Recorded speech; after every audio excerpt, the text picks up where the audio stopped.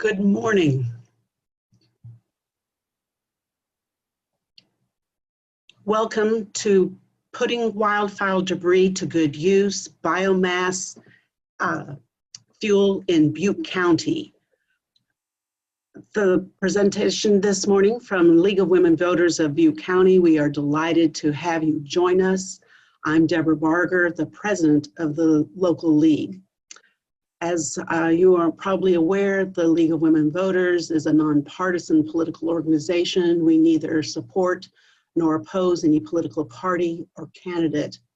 Among our many missions include education of the public, issues relevant to our communities. So we believe our presentation today by Jim Houtman is very relevant given the League's ongoing studies and positions on natural environment, watershed management, fire, and climate change.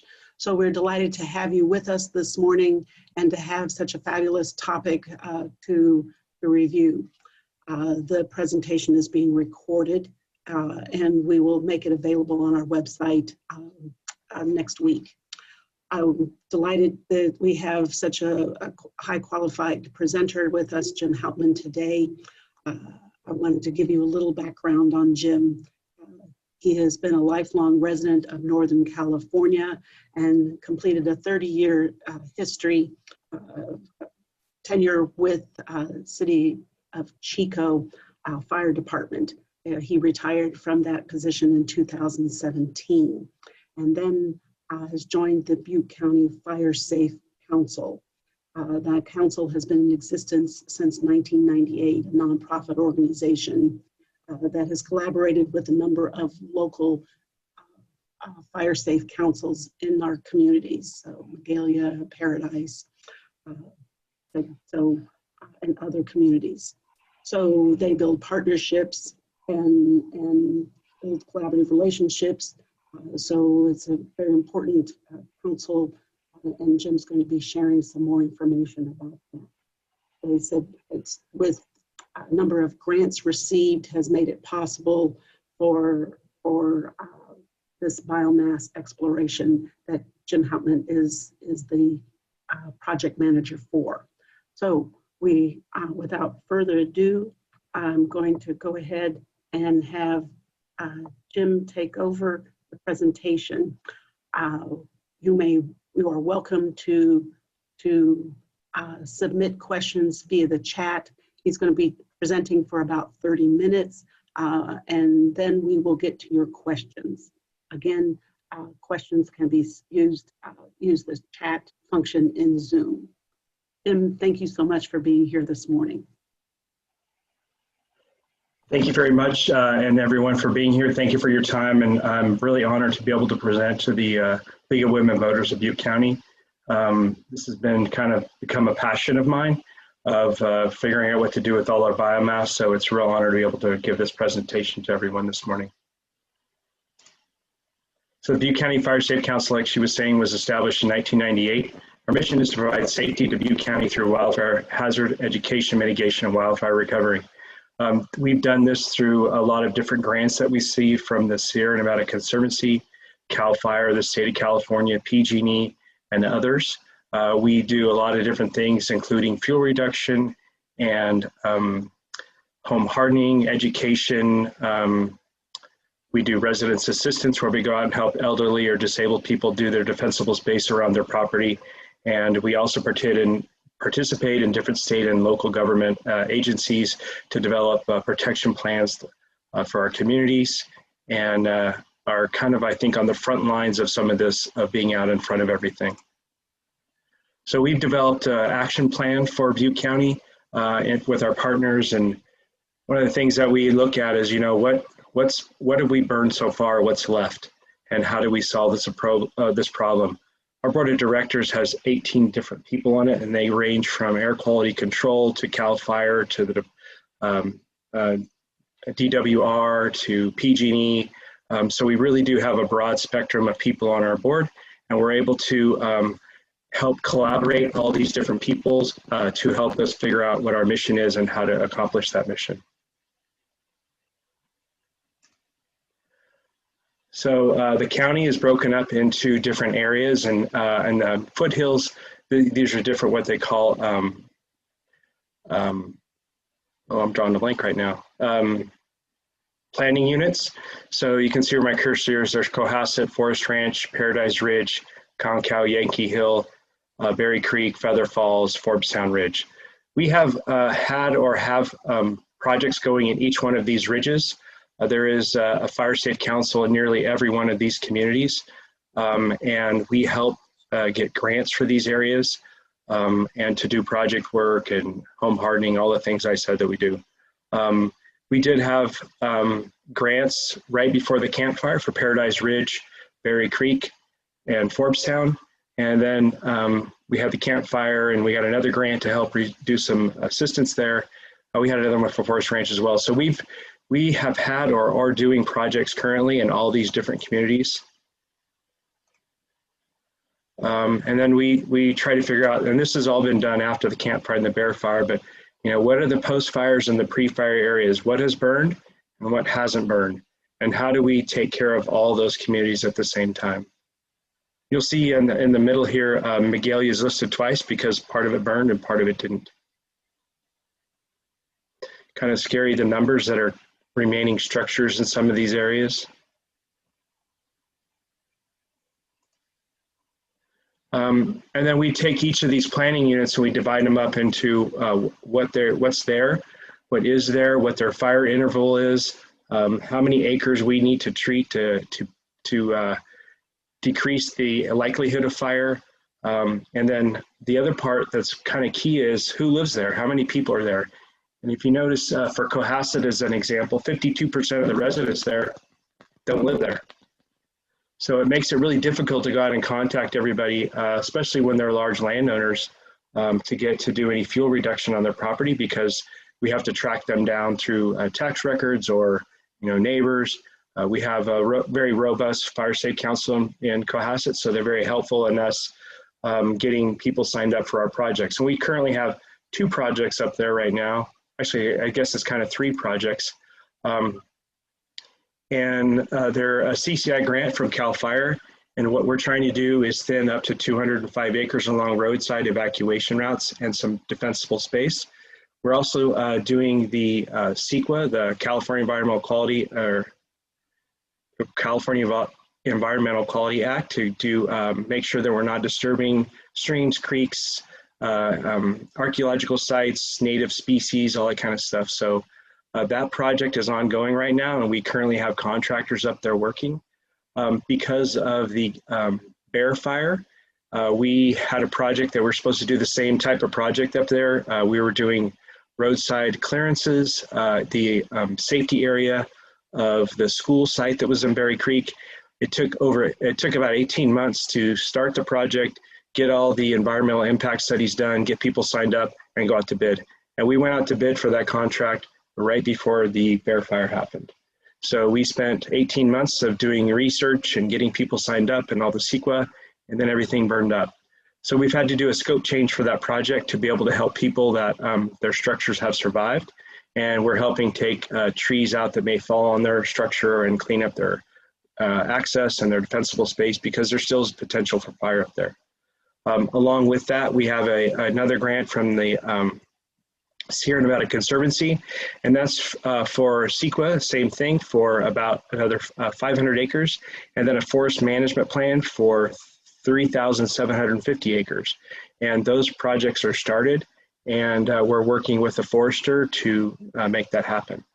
Additionally, because of the bear fire, we got a grant from PG&E, and we went and did some defensible space around some people's homes. And we also worked around the Cohasset Elementary School that's not being used right now, but it is their evacuation safety area in case something happens up there. So we went in and took out about 140 trees at the school site and the community center. And then we also, I talked to one of the neighbors who owned 6.5 acres, and we thinned around his property. And then on the other side of that is the Cohasset Fire Station. And so we changed about 6-acre area safe refuge at the school to over 25 acres. So it gives the residents of Cohasset, as you know, there's only one way in and one way out. So it gives them an opportunity to have someplace to go in case a fire happens, so they don't have to drive through the fire. These are the planting areas on the map. The red is kind of what we're working on, and then the green is part of this other forest management plan that we're doing.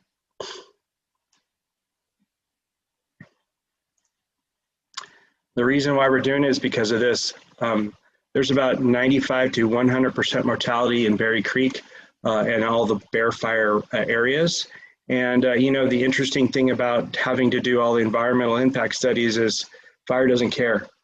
And there was, you know, all the timber that's lost up there, the people that lost their lives, the homes, the infrastructure, the animals that are there, mountain lion, bear, deer, and everything else in between. Large loss of life, both in animal and people. So we're trying to prevent this or decrease the likelihood of this happening. That's one of the reasons why we're doing this biomass, looking at biomass, is how do we go in and thin some of these areas? How do we help CAL FIRE and the Forest Service do fuel breaks? How do we increase awareness of what we're doing and be able to continue to do these things without grants? Berry Creek, this is what I was talking about, is the severity of the fire. You notice there's a lot of red there, and that's 75%, 100% mortality of trees. That's pretty devastating when you go up there. If you haven't been up there, it's pretty mind-numbing to see the devastation, not just of the fire, but the trees and the life that's up there. And it's really is staggering the amount of damage that's done. So this is what our project was to do up there, is to do evacuation routes on Bald Rock Road and Rockefeller Road to increase the safety area around the Pioneer School and the Berry Creek Park.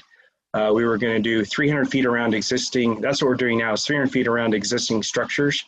And we had a fuel break that was put in, or was going to be put in, around the community of Lake Madrone. And we were waiting for the contractor availability to go up and do that project. And of course, that area burned as well. So part of one of our grants is a campfire forest management plan, and this is basically for the town of Paradise. And this is a document that both decision makers and landowners can look at to see what can be done, what could be done, and how do we go about doing it. And it's out for review right now, and the link is there, and I'll share that so that you can send it out as well. And this is a live link in this presentation, and I've shared the presentation with you as well. The area that we're going to be looking at and treating is all these fringes of the town of Paradise. So you can see there's different treatment types in there. We're doing fuels management with both cut, pile, and chip, where there's a lot of areas that were burned over in this kind of this tan yellow area on the side here. We're currently having a contractor go in and cut down the trees that were left, piling them up and burning them in place because there's no market for them. They're over 2 years old. The majority of them are oak, and they're as hard as rocks right now. So it's really difficult to even chip them up to do anything with.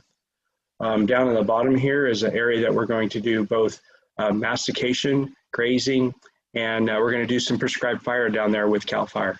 So this is an idea of how do we protect our community of Paradise, and these are the different planning mechanisms that we're doing it. So you can see there's also the Chico area that we're doing, and there's some Firewise communities there, and just one of the other plans. It's a really very interactive management plan that you can go online and look at and get an idea of you know, all the different things that we're doing and how the community can be involved and make some of these actions happen. To go along with the biomass, currently what we're doing is there's another grant that we were involved in with CAL FIRE called the My Sierra Woods. And what they basically do is they give a transportation incentive to go into some landowner's property and chip and thin all the understory and small diameter trees, haul those chips to a cogeneration facility, which for our case happens to be Wheelabrator up in Anderson, California. And we can go in and thin people's property. One of the things that we've done about almost 1,000 acres up there in different areas. I have a map here in a second. But we think if we have a project closer, a facility closer to what we want to do, we can reduce the cost of doing this and be able to have it pay for itself.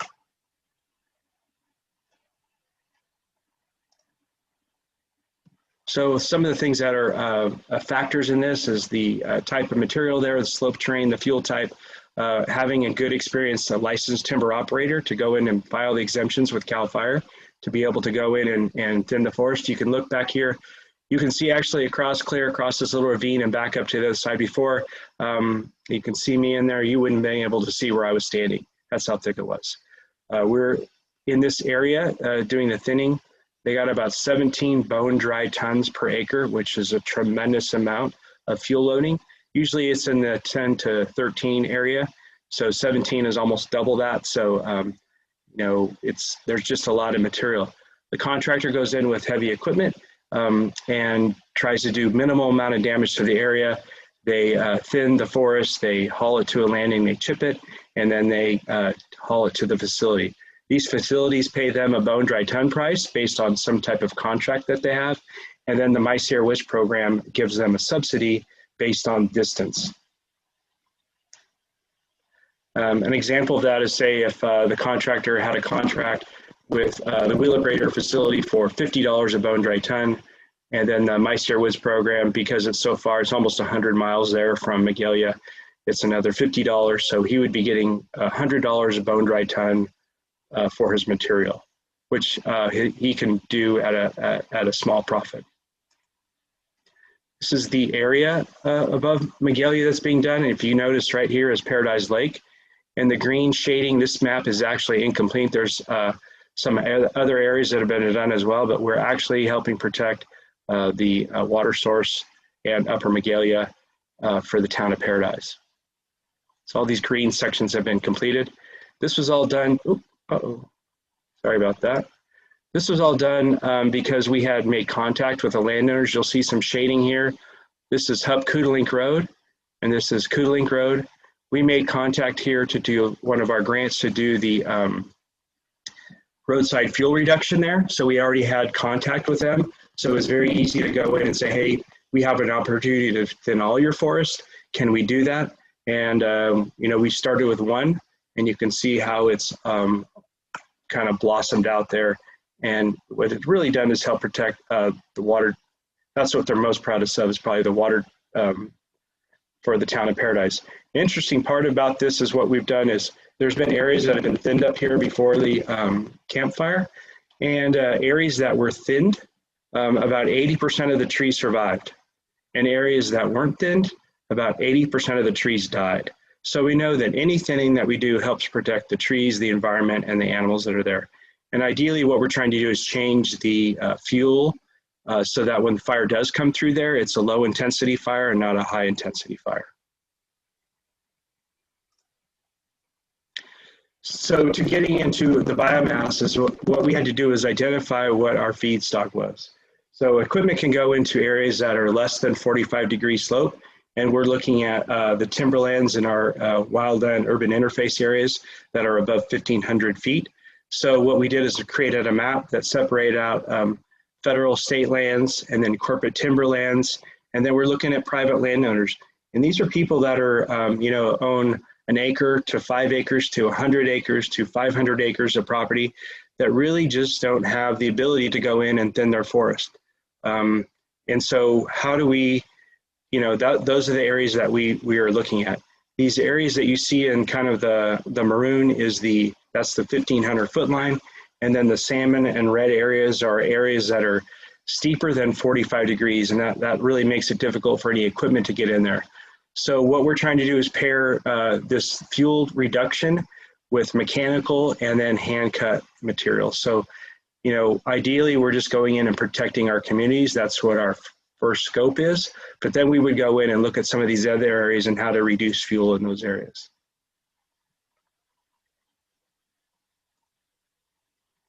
And then, you know, how we got to where we are today, Lawrence Livermore Lab put together a document for the state of California. It's called Getting to Neutral. And the idea is that we get to negative emissions and capture carbon by 2045.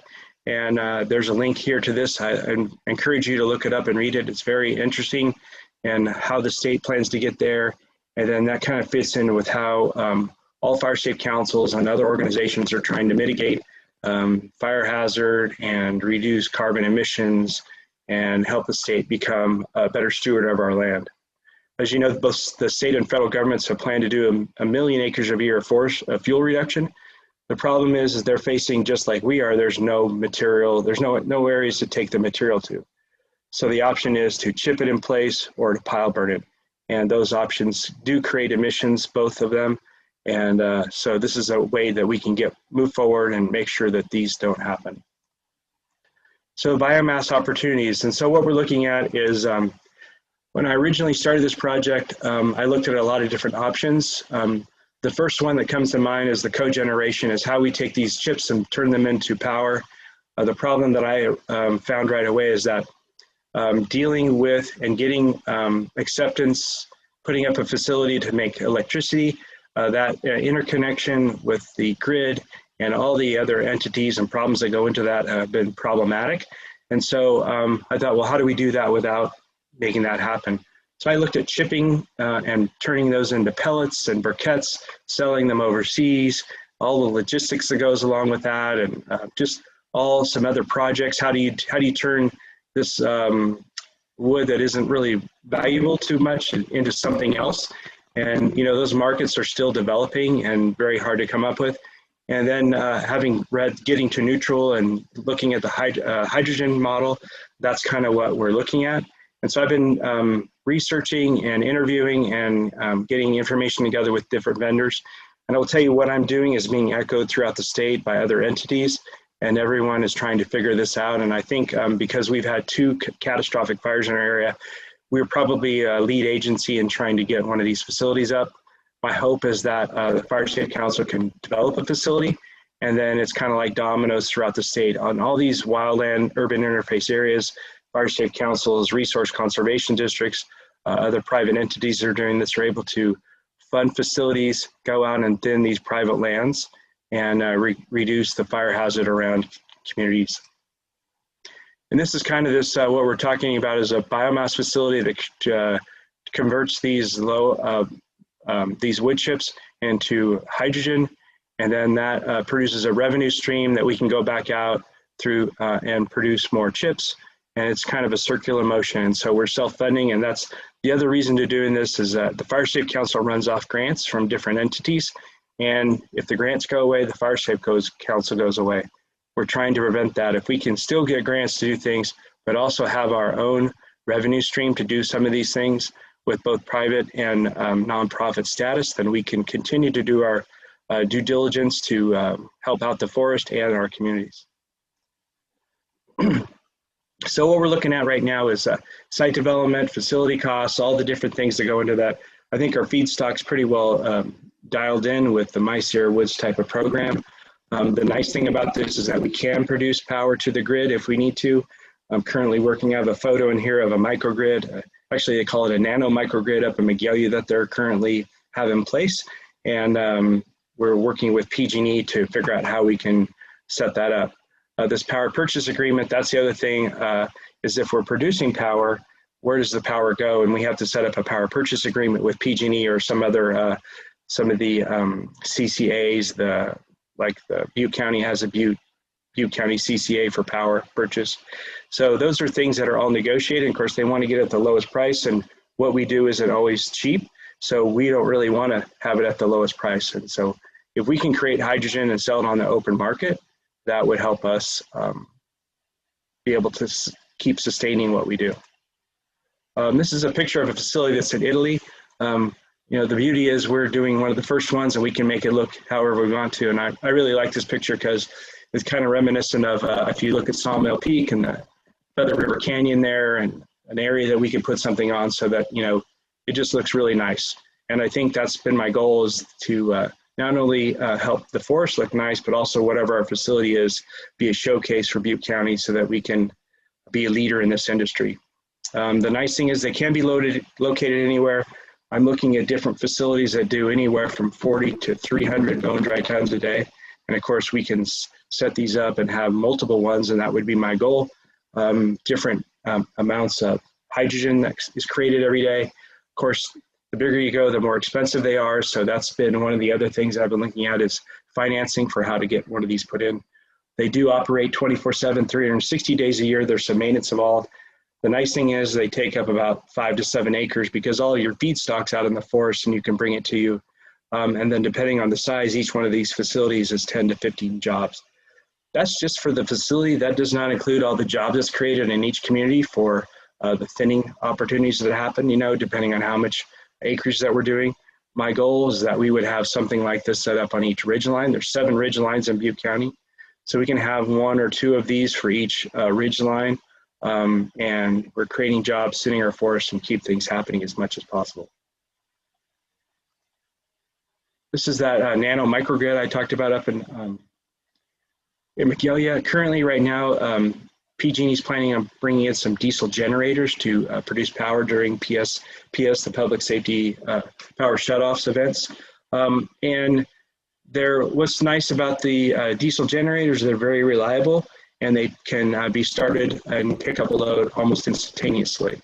What we're working on right now, and PG&E as a whole and other utilities have been looking is, because the Public Utility Commission says, well, we don't really like diesel generators because there's a lot of emissions, they're loud, they make noise, they're not clean energy. We want you to figure out clean energy. So they've been doing a lot of research on trying to figure out clean energy, and they're looking for one solution. And the problem is there isn't just one solution.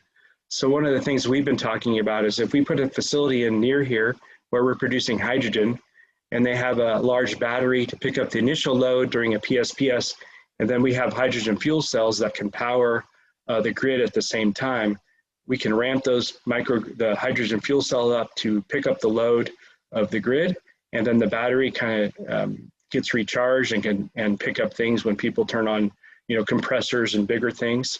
And then, you know, we can be sustainable there where we're either producing power or that hydrogen for this fuel cell to be able to pick up the load for the microgrid.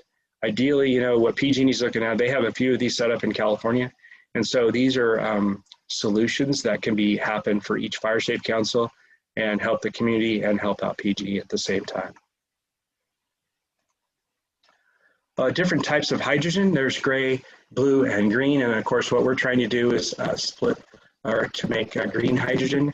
And you'll see there at the bottom of that section is biomass gasification or pyrolysis. We're looking at a gasification process, which basically turns wood biomass into hydrogen at a high temperature with no air. It's in a vacuum, so there's no CO emitted, and it's a very clean process.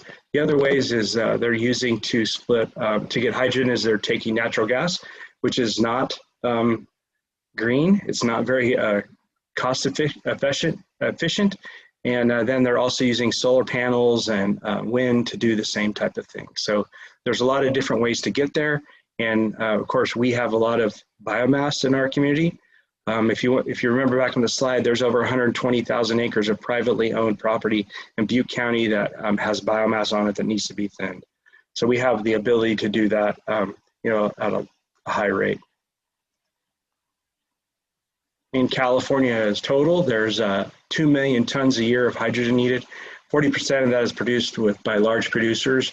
And then the other part of it is done by refineries.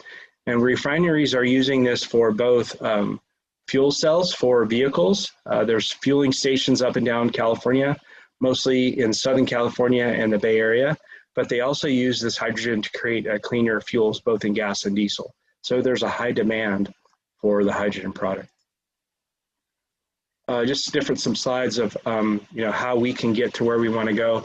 And all the different needs for it. Transportation by far in California is the largest selector that is the pollution.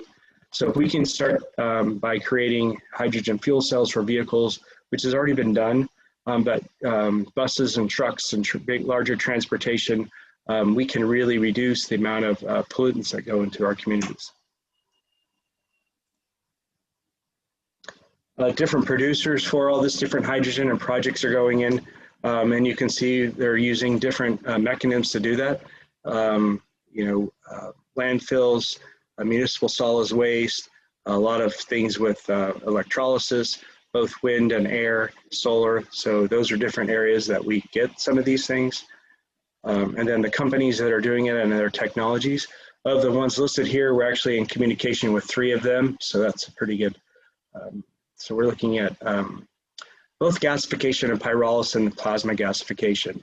They all have their drawbacks and they all have their pluses. So, you know, trying to pick out which is best for us, and that's been my challenge. And also what's most viable and how do we get these set up in the community? Are they community players? Do they want to be part of the community? You know, those are all things that are important to me in the Fire Safe Council because, you know, I don't want someone that's sitting a long ways away making decisions for us. I want people that are local to be making decisions for us. This is biomass availability, and you can see of the total there, forest biomass is by far the most amount of material that's there, and we typically have a lot of it. The other thing we have is a lot of ag residues, and these are able to work with that as well. In Butte County and Glenn County, there's over 200,000 acres of orchards. Those orchards produce both, especially some type of biomass in the form of shells, and also in removing of trees to be replanted, there's a large amount of material that comes from those. So some of these facilities can be located near or have the ability to take in some of this feedstock as well. So you can see out of the total amount of biomass availability, if we take in forest biomass and ag residues, we have a large section of that material that we can use as feedstock. Again, the hydrogen fuel cells for vehicles, these are diagrams and pictures of things that are happening right now. There are hydrogen fueling stations in California. There are hydrogen cars. This is a fuel cell. You can see in the upper left-hand corner, that's the connection to fuel it up. And on the upper right-hand corner, those little purple dots are the current fueling stations for hydrogen in California. And you notice it stops at the Bay Area, Citrus Heights, and doesn't really come up any farther than that. There is plans to put in over 100 fueling stations within the next 2 years. And ideally, we would be able to supply these fueling stations with hydrogen along with the refineries in the Bay Area.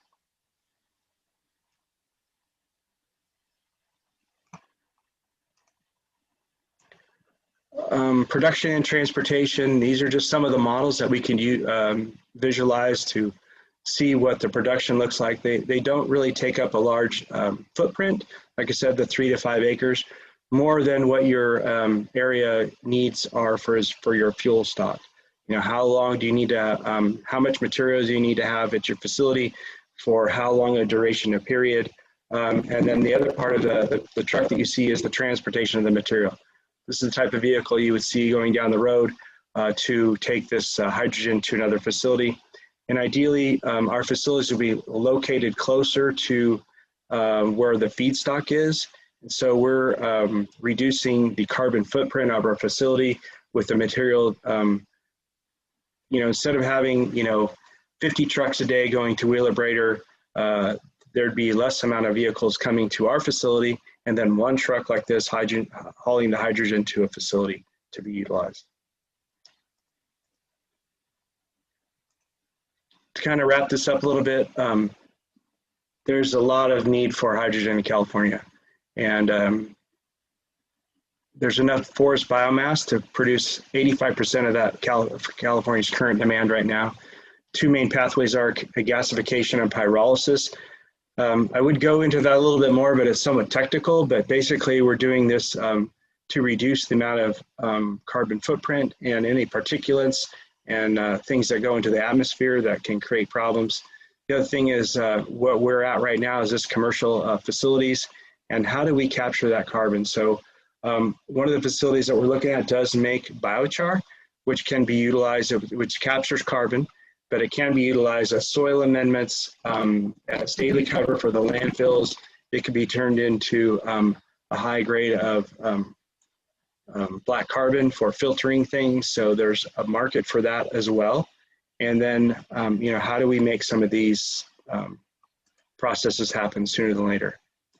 And so the other thing that I wanted to cover a little bit is just the added benefit of what these projects do for the Fire Safe Council, because we've done some calculations to figure out how much material we would need for a facility what the revenue stream is, what the Fire Safe Council share of that process would be, both providing the biomass for the facility, and then also the revenue stream from the sale of the hydrogen and the biochar.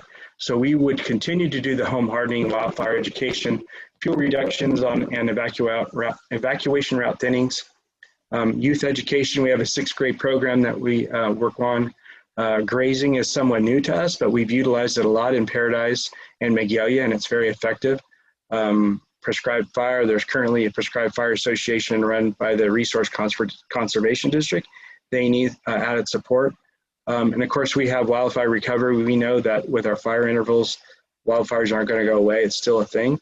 And then project maintenance. That's one of the things that we're currently lacking on, is we can go out and do a project, but in 3 to 5 years, something needs to be done there as well. And how do we do project maintenance on some of these things? And so that's one of the things that we're really looking for in this to be able to do. Of course, you could find out a lot more about us at Butte County Fire Safe Council at buttefiresafe.net. There's a lot of different resources in there. There's what we're doing, there's our programs, how to sign up for different things. You can join the Fire Safe Council, be a member. That helps us continue to do what we want to do. And I want to thank our partners that help provide this. This is a different facility, but it's basically what, very clean looking facility, some of the things that we can do. And we're looking to be a great partner with our community and continue to do the things that we have been doing. I just want to thank everybody. You can reach me. There's my email address, my phone number. Of course, we do a lot of different things. Our staff, we have about 15 people on our staff, and we do everything from, just the basics of answering the phone to being able to come out and give people advice on how to thin and create their defensible space around their home.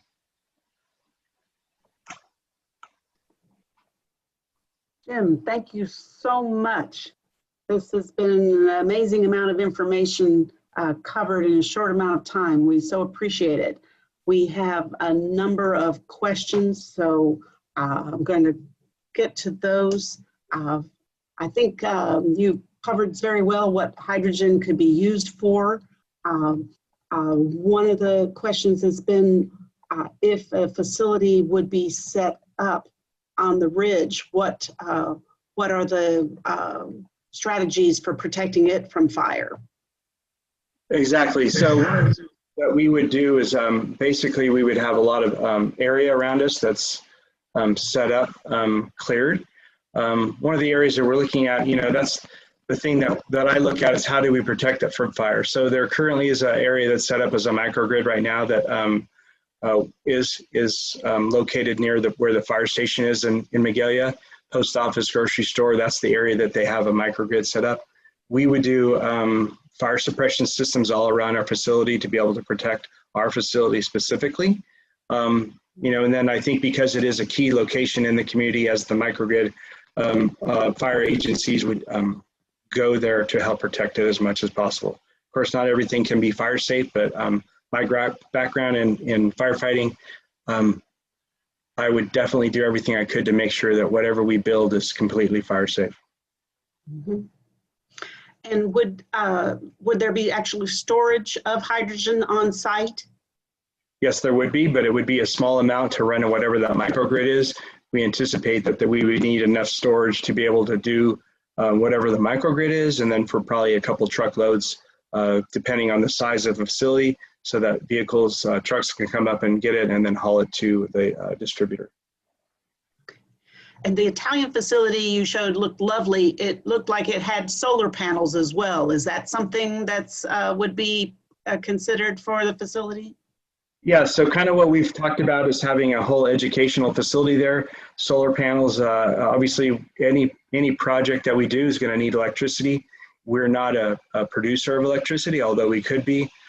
So we would have to do some things to offset our usage of electricity. If we can use solar panels, battery backup, those fuel cells I talked about to mitigate some of our needs.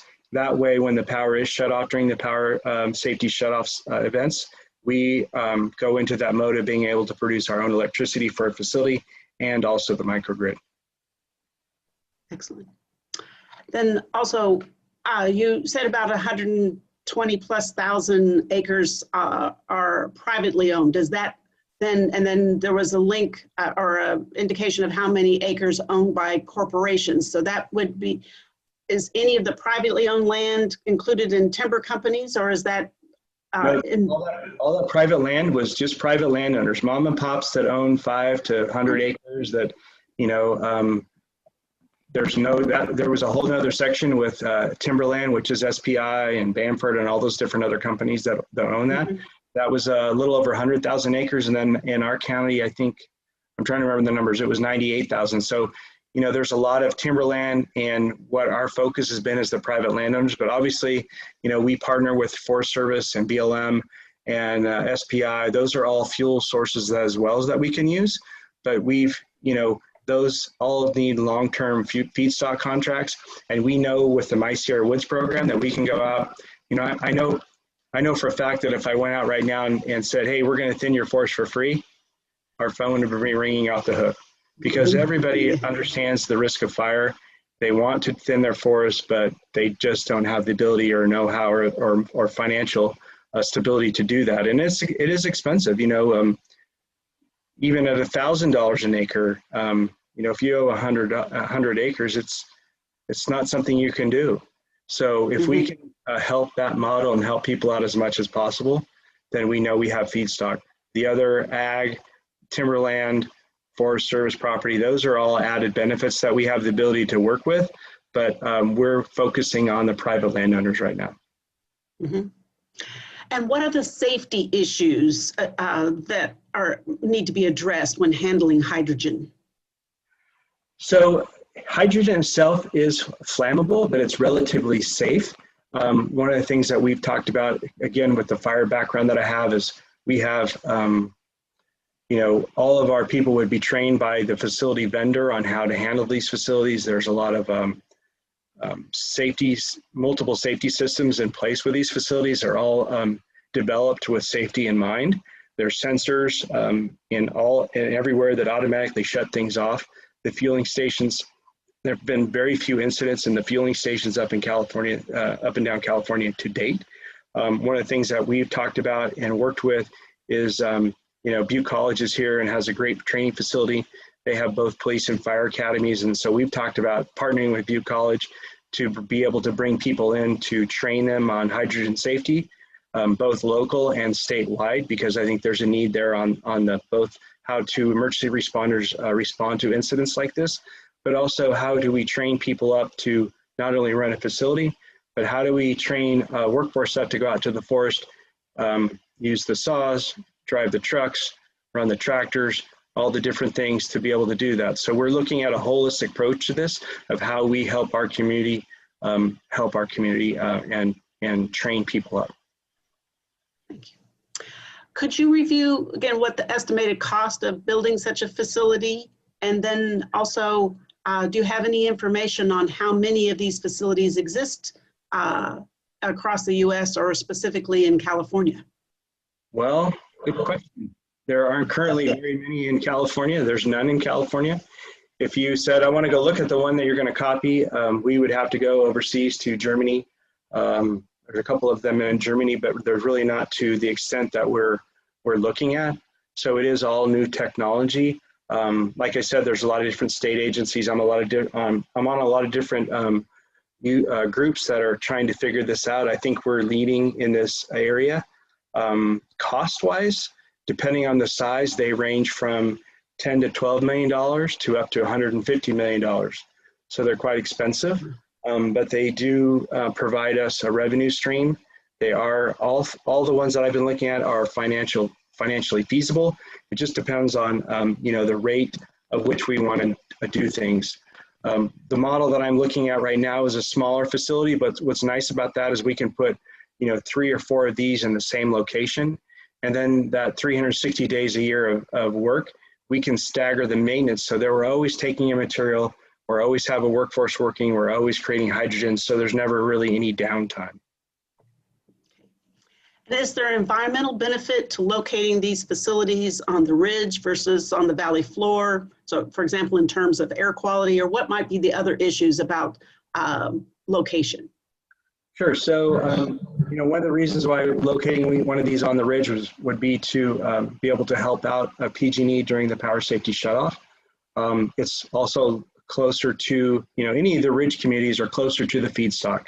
So there is some benefit of there. Locating them close to the feedstock reduces that transportation cost, and basically you're condensing the material from the forest at a facility, creating hydrogen. So you're taking multiple trucks and condensing it and turning it into one truck. So there's some benefit in reducing emissions from vehicles that way, and you're also reducing wear and tear on the roads. The thing about having it closer to the valley floor is that you can take in multiple feedstocks from different areas. It's like, and I'm just going to use an example. I don't have a location picked out, but if I put something on the valley floor near Chico, I could take in feedstock from both Cohasset and Forest Ranch and Paradise Magalia. So that's an example of how you could co-locate one of these facilities. And they really are based on the amount of material that these facilities need. 40 bone dry tons a day is like 3 or 4 trucks. 300 bone dry tons is like 17 trucks. So there's an economy of scale when you do some of these things, but you also want to be mindful of the community and how many vehicles are in and out of your community and how you are a good neighbor. Mm-hmm. What are the possibilities that some of the trucks are, any of the vehicles used in this might actually be converted to hydrogen fuel, or even other sources of hydrogen fuel, for example, government fleet vehicles? So that's one of the things that I've been in contact with locals about.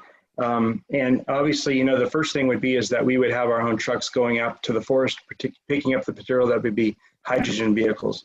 And which is nice is that's a close turnaround. So there's, you don't have the long haul truckers where they're trying to go 1,000 miles a day. We can fill up as we go. Those trucks are coming online soon. The other thing is that there are local buses that could be run on hydrogen. The other thing about that is we could provide hydrogen for those fuel cells. So even if they did purchase electric buses, we could create electricity with our hydrogen and they can recharge their buses at the same time. One of the things that we've talked about is these fueling stations that could produce hydrogen for our vehicles could also have the ability to produce electricity with those hydrogen fuel cells to charge electric vehicles at the same time. Mm-hmm. Are there cost estimates for that kind of conversion? I don't necessarily think it would be conversion. I think it would just be purchase of new vehicles. I have got to see a hydrogen vehicle. From the outside, you couldn't tell any difference. It was, the range is roughly the same. The fill up is roughly the same as going and filling up your car with gasoline. Except it's very quiet. You don't hear anything. It's like electric cars. So it's basically the hydrogen vehicles are electric cars, but they have that fuel cell in there and they're using hydrogen to convert into electricity. And so they act just like a electric vehicle. Mm-hmm. So what kind of timeline are we talking about, do you think, for making this, for a facility to come to pass? Well, I'm an optimist, so I'm always saying 18 to 24 months. I think I think we're very close to signing some MOUs to make this happen. We have some financing in place to make this happen. So I do think that 24-month time frame is very doable. And that's ideally that's the part that we're looking at is how do we get this done sooner than later? And the firefighter side of me says, that's 2 fire seasons away. Can we survive 2 fire seasons? That's the big question. That's the push on my side is how do I get this in my community? How do we start doing things right away? How do we start thinning the forest, protecting our communities, protecting our residents as quickly as possible? So that's been my push. A lot of people that are studying this, they haven't had the catastrophic fires that we have, and I've seen the devastation that happens in our communities. And so there's a huge amount of push internally from me to make this happen. Mm-hmm. And what about, in the meantime, the use of the facilities that already, transported materials to the existing facility? What's the question again? Well, it said that you mentioned that there's a facility to the north. Is there a possibility of, is it still economically viable to transport material to the north? Sure. So there's a facility in Anderson, Wheelabrator. They currently take wood biomass and turn it into electricity. They have contracts with PG&E to do that.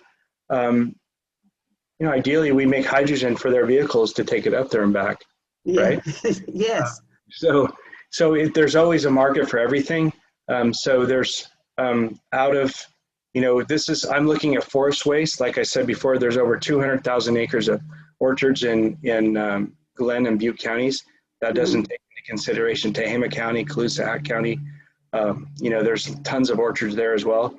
There's also potential for other ag waste like straw, hulls of different products. So peach pits, prune pits, all this is organic material that can be turned into hydrogen or other electricity. So, what we're doing here has a lot of different ramifications throughout California in both the ag industry and the forest industry.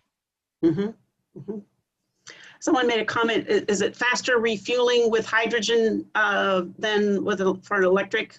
Definitely.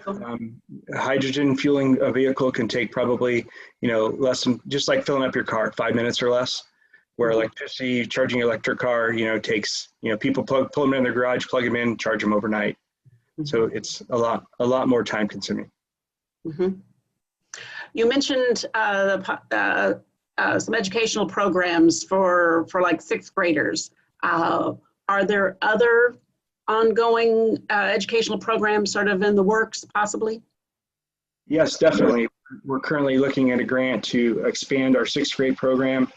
And what we're trying to do is educate children at this point in time to what should a forest look like? I think a lot of us have forgotten what a forest looks like.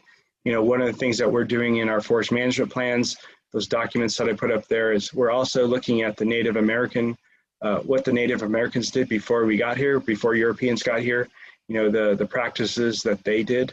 We can go back and look at the records in the trees of when fires happened and different things like that. And we know that, a lot of our forests, ideally our forests should have, 50 to 75 trees per acre. And we know in some of our areas, there's over 800 trees per acre. And so those ramifications mean that there's too much material. It affects animal life. It affects our watersheds. It affects fire, obviously. And so if we can change the mindset of these kids as they grow up, they'll start to recognize what a forest should look like.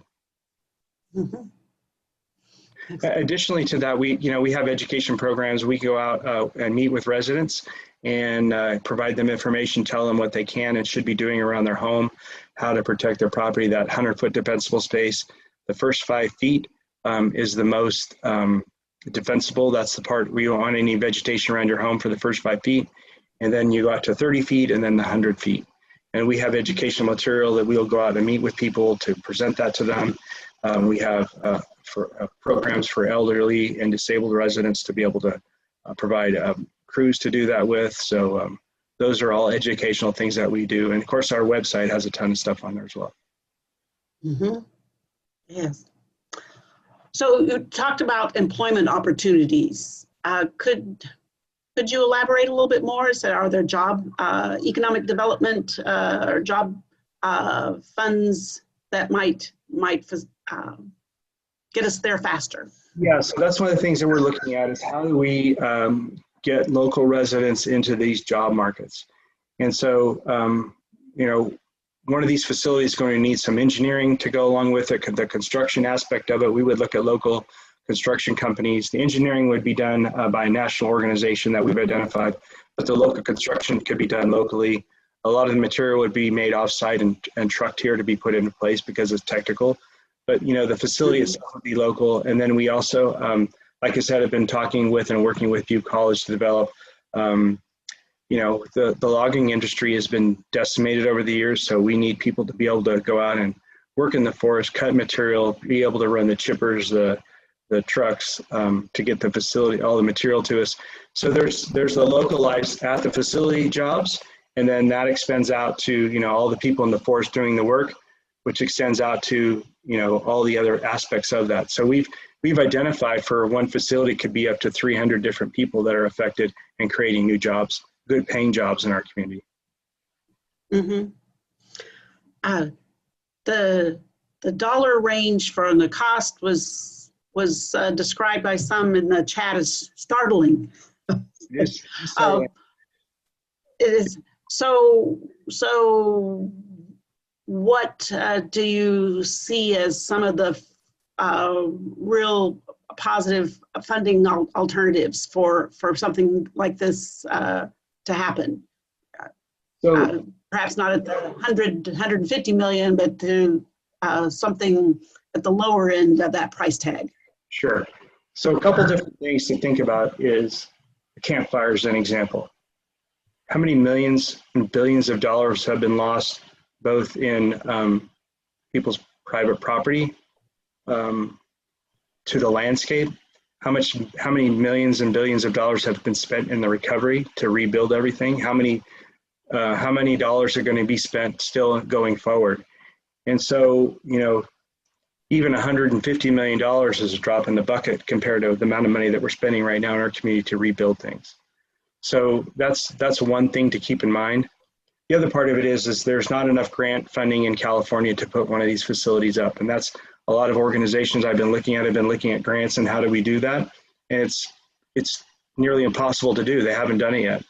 And so that's been my approach, is how do I make this financially viable so that we could stand up a facility and people can actually invest in it? How do you create that private and public entity to make that happen?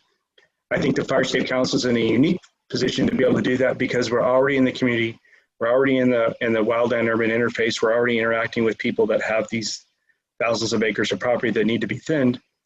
And how do we create a project where we can get an investor interested? And there's a lot of people out there that are interested in what we're doing. I have multiple funding sources that I've been trying to tap into. And probably the biggest drawback to date has been me trying to figure out, and our staff trying to figure out what the best facility is to fit our community. Because like I said, there aren't any that you can go visit locally or even in California or nationally. So, it's all been talking to vendors, it's been researching everything, it's been talking to some professionals that have been studying this from UC Berkeley and Lawrence Livermore Lab, going through all the technologies and figuring out, what's the most viable, where do you make money at? That's when it comes right down to it. How does an investor make money, and how do we, as a Fire Safe Council, create a revenue stream so that we can pay for the feedstock? Because that's really what it's all about. So all of these technologies, the 10 million to 150 million, are viable. It's just what is the best fit for community, and I think we're very close to making that decision. Mm-hmm. Anybody have $10 million, by the way? I said we haven't seen that in the chat at this point. Yeah. So my email and phone number, call me right away. Right.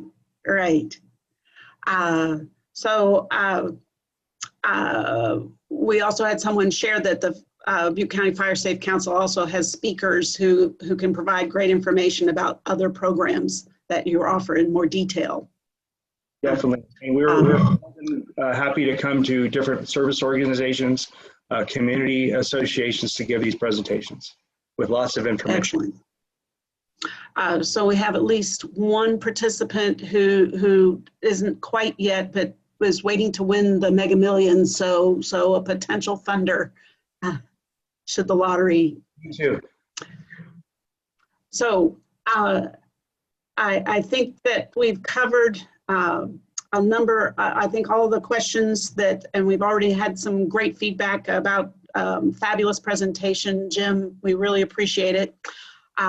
just as a reminder, this program is being recorded, and our expectation is that the live link will be available next week on the League of Women Voters of Butte County website. So lwvbuttecounty.org.